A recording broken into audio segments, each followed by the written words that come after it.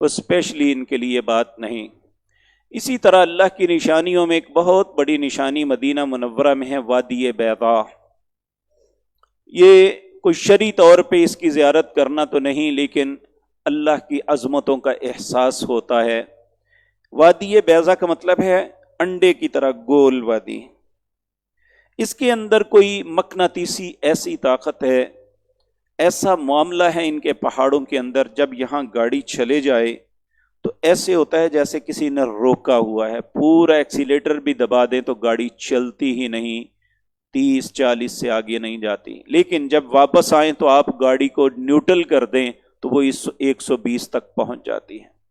اسے بعض لوگ وادی جن بھی کہتے ہیں، تو کہتے ہیں جنات ایسا کرتے ہیں، یہ بات درست نہیں، اس کی ہمیں کوئی شرعی ثبوت نہیں ملتا۔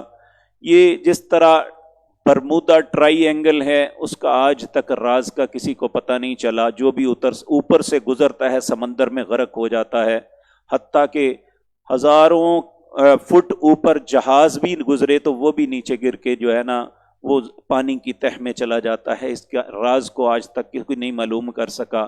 اسی طرح یہ بھی اللہ کی قدرتوں میں ایک قدرت ہے، ہم دیکھیں گے تو ہمیں اپنے رب کی عزت و عظمت کا احساس ہوگا۔